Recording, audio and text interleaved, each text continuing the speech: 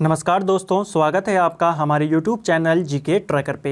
देखिए फ्रेंड्स, आज की वीडियो के अंदर हम बात करेंगे उत्तर वैदिक काल के बारे में। इस काल से रिलेटेड जितनी भी महत्वपूर्ण बातें हैं उन सभी को हम आज की वीडियो के अंदर जानेंगे और साथ ही हमारा जो ये टॉपिक है वैदिक सभ्यता का, ये आज हमारा कंप्लीट हो जाएगा। कुछ क्वेश्चन जो रह गए थे उनको मैंने वन लाइनर के फॉर्म में लिखा है इस वीडियो के एंड में, तो चलिए उनको भी कवर करेंगे।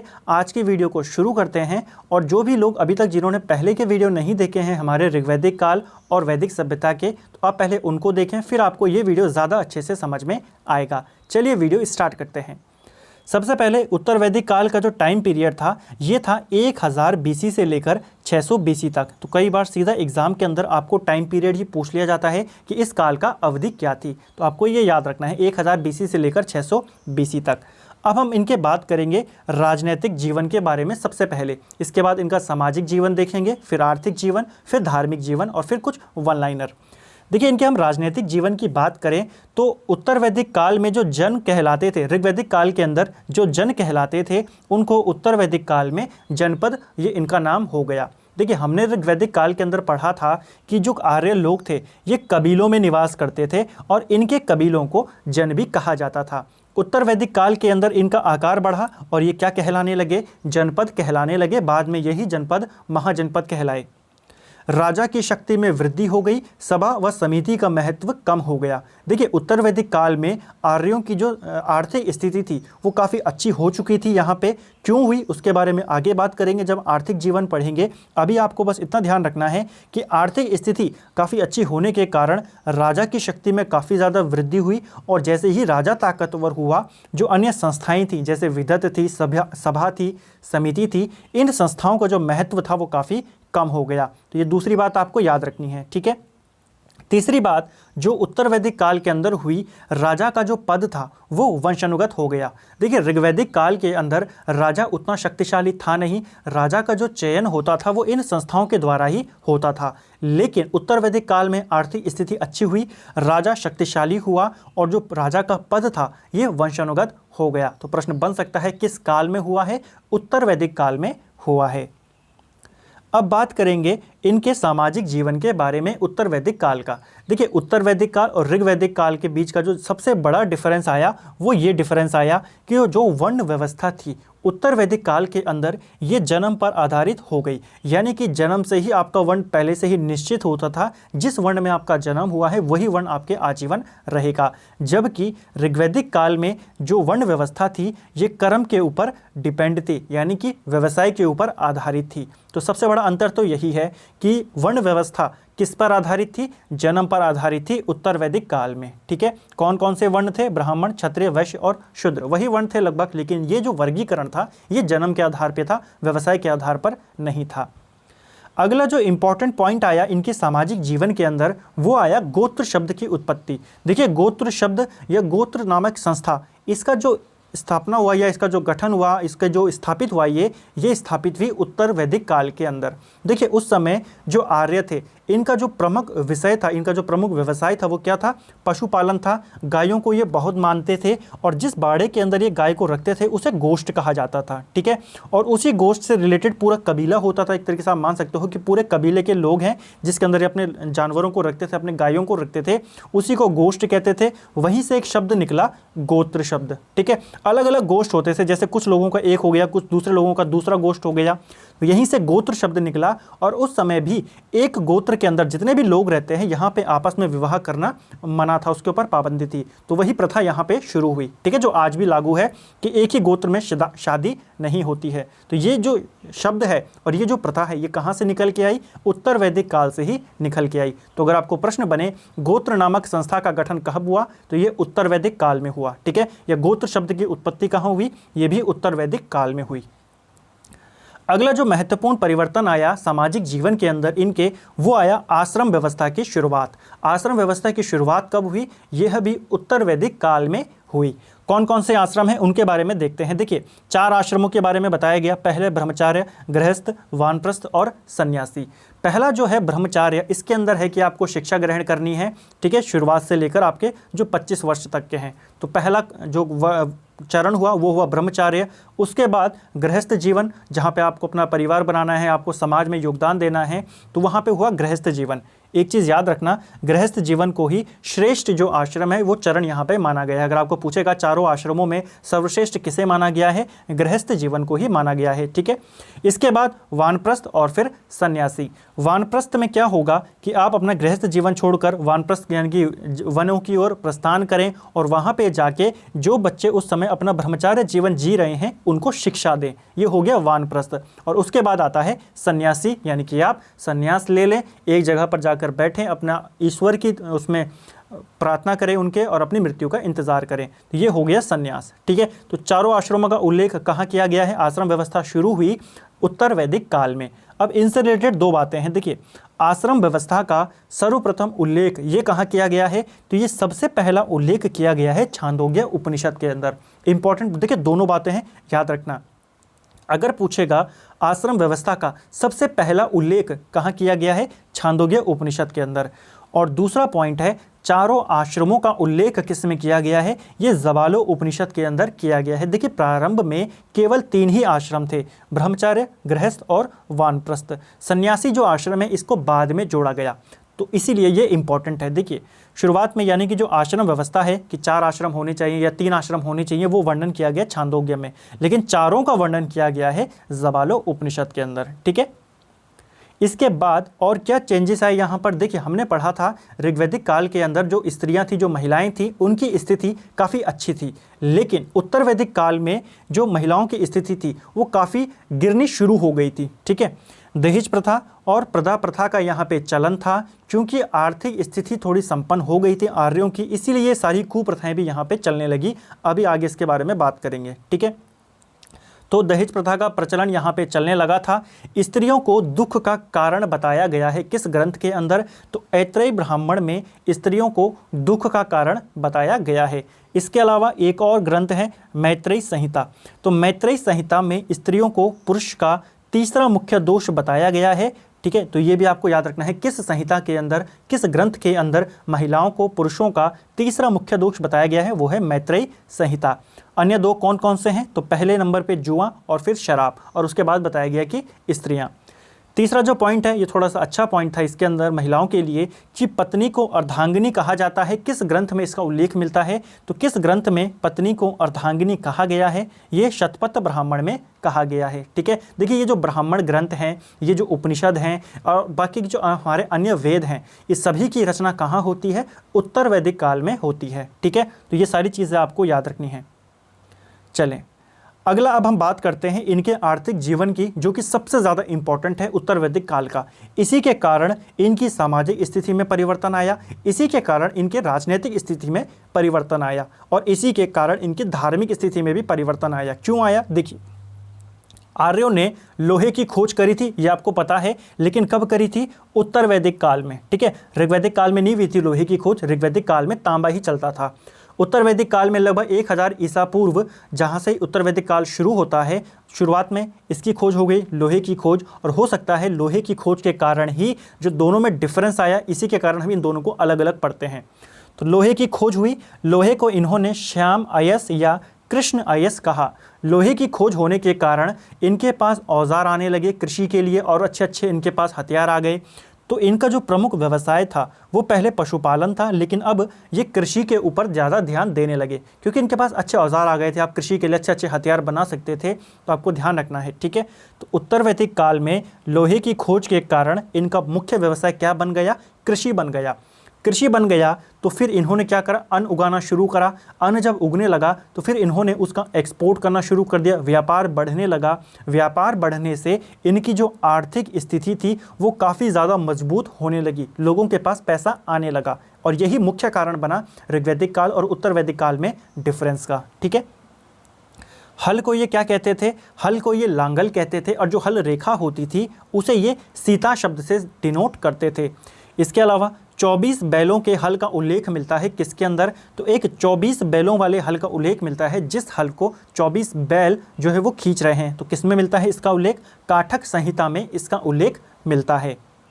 इसके बाद बात करें और क्या परिवर्तन आए इनके आर्थिक जीवन के अंदर। देखिए, नगरीकरण की शुरुआत हो गई। अभी तक ये ग्रामीण सभ्यता थी, लेकिन अब लोगों के पास पैसा आने लगा, तो लोगों ने क्या करा, अच्छे अच्छे अपने जो मकान है वो बनाने शुरू करे। नगरीकरण की शुरुआत किस काल में हुई? उत्तर वैदिक काल में हुई। विदेशी व्यापार इनका शुरू हो गया, क्योंकि अन्न उगाना इन्होंने शुरू कर दिया। अभी तो केवल पशुपालन पे डिपेंड थे ऋग्वैदिक काल में, लेकिन अब इन्होंने अन्न उगाना शुरू कर दिया, अनाज उगाना शुरू कर दिया, और अब इन्होंने व्यापार करना भी शुरू कर दिया। तो व्यापार कब शुरू हुआ प्रॉपर रूप से? उत्तर वैदिक काल में ही। ठीक है, इसके अलावा इनकी जो मुद्रा की इकाइयाँ थी, निष्क और शतमान, ये इनकी मुद्रा की इकाइयाँ थी। ठीक है, आपको प्रश्न बन सकता है कि उत्तर वैदिक काल में मुद्रा की इकाइयाँ कौन कौन सी थी? तो निष्क और शतमान।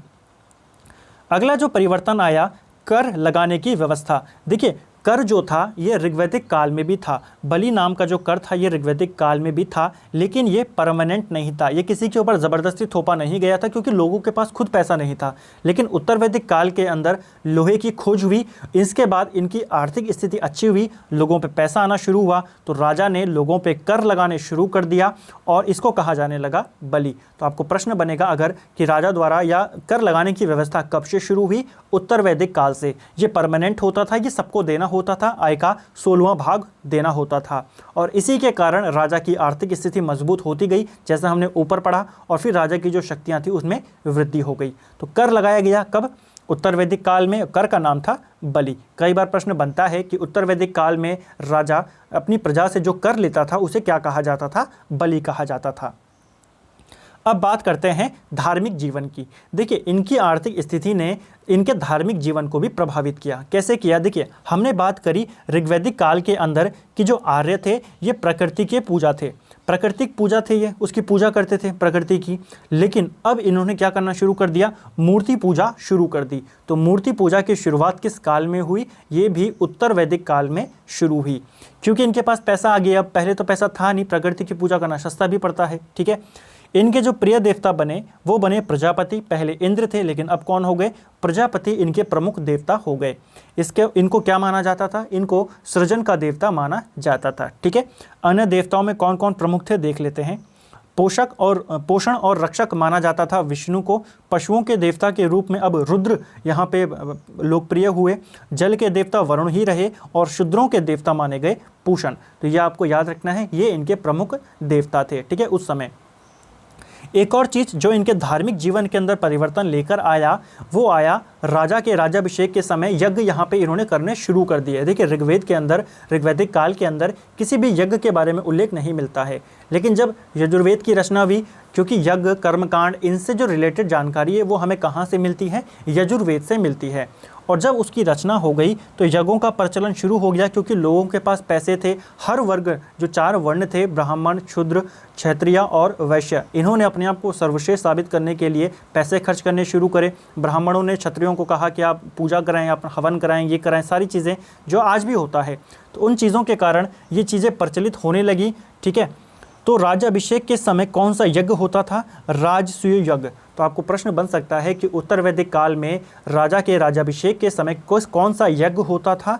राजसूय यज्ञ होता था। यह यज्ञ प्रतिष्ठा का भी प्रतीक था। इसके अलावा एक और यज्ञ था वाजपेयी यज्ञ, ये होता था शक्ति प्रदर्शन के लिए।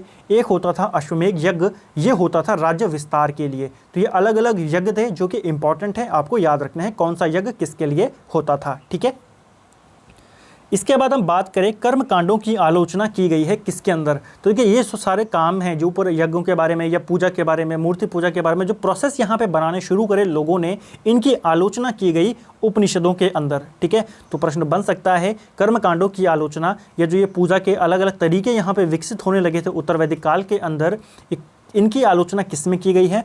उपनिषद के अंदर इनकी आलोचना की गई है।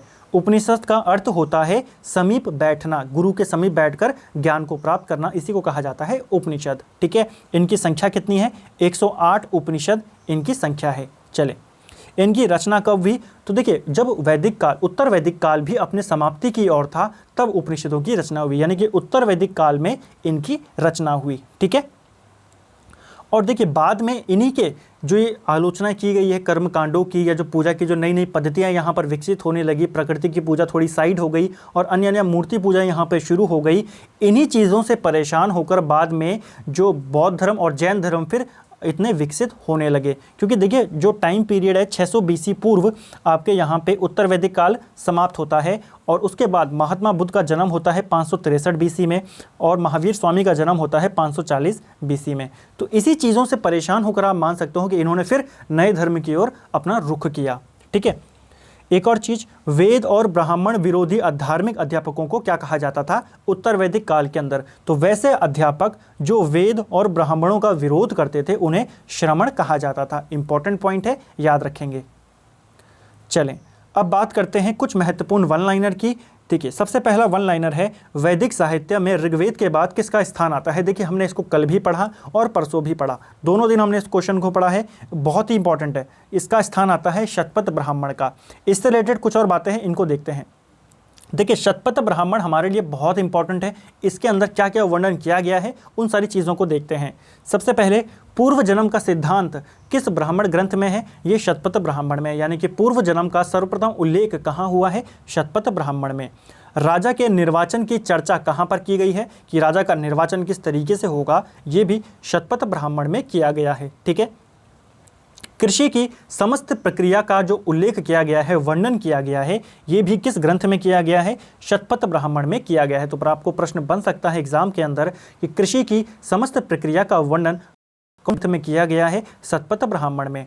और सबसे इंपॉर्टेंट है एक और पॉइंट यहाँ पर कि क्षत्रियों को ब्राह्मणों से श्रेष्ठ यहाँ पर बताया गया है। किस में बताया गया है? शतपथ ब्राह्मण में। आपको पता है कि ब्राह्मणों को सर्वश्रेष्ठ माना जाता है, उसके बाद क्षत्रिय, फिर वैश्य और फिर शूद्र। लेकिन शतपथ ब्राह्मण के अंदर एक स्थान पर क्षत्रियों को ब्राह्मणों से श्रेष्ठ बताया गया है। ठीक है, अगला इंपॉर्टेंट पॉइंट है, ऋग्वेद में क्षत्रियों के लिए किस शब्द का प्रयोग किया गया है? तो ऋग्वेद में जो क्षत्रिय होते हैं उनके लिए राजन्य शब्द का प्रयोग किया गया है और जो वैद्य होते हैं, जो चिकित्सक होते हैं, उनके लिए भेषज शब्द का प्रयोग किया गया है। किसके अंदर? ऋग्वेद के अंदर।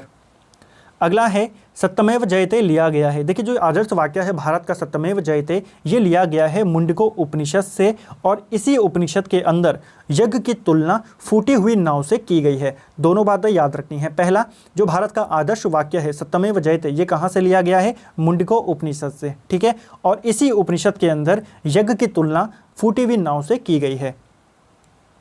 अगला है यम और नचिकेता का संवाद किसमें है? तो देखिए यम और नचिकेता का जो संवाद है यह कठोर उपनिषद में उल्लेखित है। किस उपनिषद में दुर्भिक्ष का उल्लेख मिलता है? दुर्भिक्ष यानी कि अकाल की स्थिति आप मान सकते हो। ठीक है, तो किस उपनिषद में इसका उल्लेख मिलता है? ये मिलता है छांदोग्य उपनिषद के अंदर। ठीक है, तो दुर्भिक्ष के बारे में जो जानकारी मिलती है वो कहाँ से मिलती है? छांदोग्य उपनिषद। और इसी उपनिषद में सर्वप्रथम कृष्ण का उल्लेख भी मिलता है। तो अगर आपको प्रश्न बने, कृष्ण जिनको वैष्णव धर्म का प्रवर्तक माना जाता है, श्री कृष्ण को, इनका पहला उल्लेख किस ग्रंथ में मिलता है? छांदोग्य उपनिषद के अंदर। ठीक है, इसमें इनको देवकी का पुत्र बताया गया है। अगला है पाप और पुण्य का सर्वप्रथम उल्लेख किसमें मिलता है? तो पाप और पुण्य के बारे में जो जानकारी मिलती है सबसे पहले यह ऋग्वेद से ही मिलती है। अगला है सर्वाधिक भाष्य किस वेद पर लिखे गए हैं? तो सर्वाधिक जो भाष्य लिखे गए हैं या सर्वाधिक टीकाएं जो लिखी गई हैं यह यजुर्वेद के ऊपर लिखी गई हैं। ठीक है, यजुर्वेद का संबंध किससे है? यज्ञ से है। पूजा के जो कर्म कांड है उनसे रिलेटेड है यजुर्वेद। मगध में निवास करने वाले लोगों को क्या कहा जाता था? तो देखिए अथर्ववेद के अंदर मगध में जो लोग निवास करते थे उनको व्रात्य कहा जाता था। इंपॉर्टेंट है, याद रखेंगे। दक्षिण भारत का आर्यकरण किसने किया था? देखिए दक्षिण भारत का आर्यकरण किया था अगस्त्य ऋषि ने। अगला है आर्यों की सबसे पवित्र नदी कौन सी थी? इंपॉर्टेंट क्वेश्चन है। आर्यों की सबसे पवित्र नदी थी सरस्वती। इसी को नदियों की माता भी कहा गया है। तो प्रश्न अगर आपको बनता है किस नदी को आर्यकाल में नदियों की माता कहा गया है? सरस्वती को। और ये इनकी सबसे पवित्र नदी थी। सबसे मुख्य नदी अगर पूछा जाता कि इनकी सबसे मुख्य नदी कौन सी थी तो वो थी सिंधु नदी। अगर बात करें गंगा की तो गंगा का उल्लेख ऋग्वेद के अंदर केवल एक बार हुआ है और यमुना का उल्लेख यहाँ पे 3 बार हुआ है। अगला जो पॉइंट है, नदियों के आधुनिक और प्राचीन नाम, इनको यहाँ पे कवर कर लेते हैं कि कुछ नदियाँ हैं, इनका प्राचीन नाम क्या है, आधुनिक नाम क्या है। ठीक है, देखिए काबुल नदी, जिसे आज हम काबुल नदी कहते हैं, प्राचीन काल में, सिंधु काल में, जो आर्य काल था वहाँ पे इसे कुंभा नदी के नाम से संबोधित किया जाता था। ठीक है, झेलम नदी को पहले वितस्ता नदी कहा जाता था। इसी प्रकार चेनाब नदी को अस्किनी नदी, ये इंपॉर्टेंट है। रवि को परुषणी नदी, ये भी बहुत इंपॉर्टेंट है क्योंकि इसी के साइड में क्या लड़ा गया था, दशराज युद्ध यहाँ पे लड़ा गया था। किस नदी के किनारे, रावी नदी या परुषणी। सतलज नदी को पहले शतुद्री नदी कहा जाता था। ब्यास नदी को बिपाशा नदी कहा जाता था। और जो गंडक नदी है इसको सदानीरा नदी कहा जाता था। तो ये सारे नाम आपको याद रखने हैं। पहले की नदी और आज की नदी दोनों के नाम पेपर में पूछे जाते हैं कि इस नदी का पूर्व नाम क्या था। ठीक है, तो फ्रेंड्स ये था हमारा उत्तर वैदिक काल और कुछ इंपॉर्टेंट वन लाइनर। आज हमारा ये जो टॉपिक है वैदिक सभ्यता का, ये कवर हो गया पूरा। 3 वीडियोस के अंदर हमने इसको कवर करा। पहले में हमने वैदिक सभ्यता का ओवरव्यू देखा जिसमें हमने वेदों के बारे में बात करी। दूसरे वीडियो के अंदर हमने ऋग्वैदिक समाज के बारे में पढ़ा और आज की वीडियो के अंदर हमने उत्तर वैदिक समाज के बारे में पढ़ा। तो उम्मीद करता हूँ आपको वीडियो अच्छा लगा होगा। वीडियो अगर आपको अच्छा लगता है तो वीडियो को शेयर करें, लाइक करें और अपने दोस्तों के साथ शेयर करें। अगर आप चैनल पे नए हैं तो चैनल को सब्सक्राइब करें और जो हमारी प्रीवियस वीडियोस हैं अलग अलग सीरीज़ की, उनको देखने के लिए आप प्लेलिस्ट को जाके विजिट कर सकते हो। साथ ही डिस्क्रिप्शन में मैंने सभी वीडियोज़ के लिंक दिए हैं, वहाँ से भी आप उनको देख सकते हो। Thank you friends.